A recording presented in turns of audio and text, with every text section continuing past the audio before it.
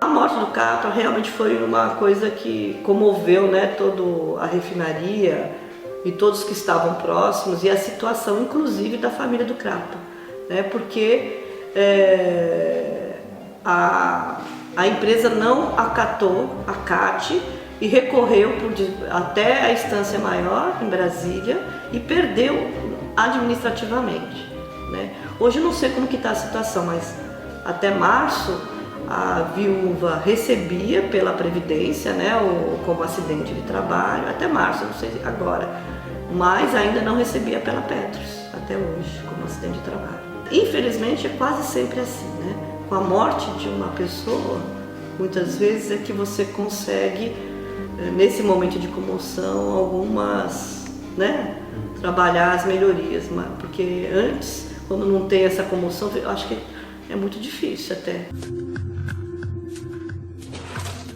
Eu suponho que existem vários motivos. Abrir precedente, né? Porque a gente não tem CATs, mesmo o que ocorreu agora, os dois casos de leucemia da Relan, as duas CATs emitidas foi colocado sob notificação da Superintendência Regional do Trabalho. Os 13 casos também da RPPC foram emitidos CATs também desse jeito, sob notificação da Superintendência Regional do Trabalho. A Petrobras, em nenhum dos dois casos, assumiu nenhuma CAT.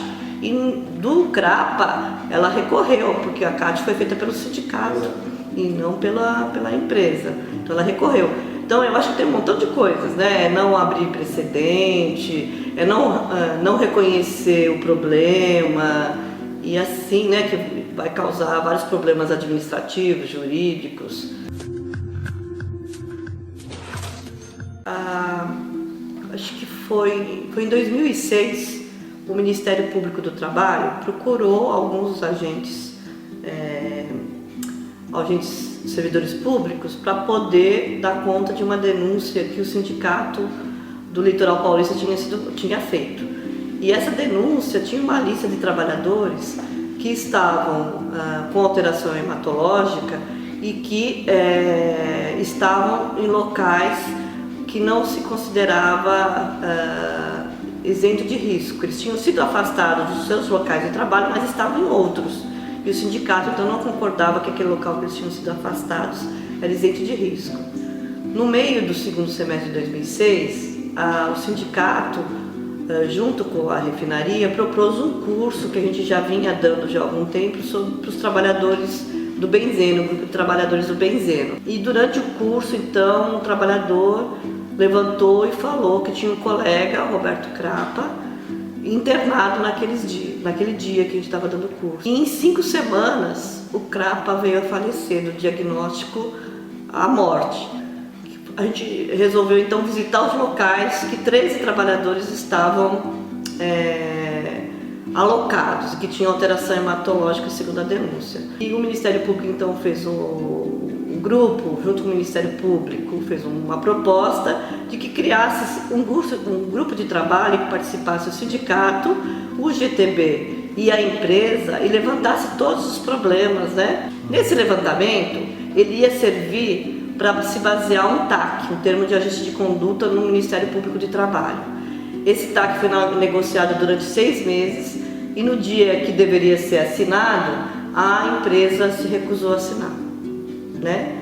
Então, em comum acordo, ficou estabelecido o seguinte, que em vez de TAC seria um termo de compromisso assumido pelo Sindicato do Litoral Paulista, junto com a empresa, e fazer então os mesmos itens que seriam do TAC como termo de compromisso. E agentes do serviço público iria acompanhar de tempos em tempos. Então foi assim que ficou. Enquanto isso, então, o Ministério Público ia deixar suspenso, né? E poderia a qualquer momento acionar novamente esse documento. Passado mais ou menos 5 anos, né, a gente foi novamente, né, o serviço público, né, o Danilo e eu, e aí já foi um perito novo também do Ministério Público, o Gilberto, verificar o andamento desse termo de compromisso que tinha sido assinado e se ele ainda era suficiente. A gente notou que tinha muita coisa que tinha sido feita, mas tinha muita coisa ainda que estava por fazer e que o tempo já tinha excedido, né, o prazo, né, a negociar desses 5 anos.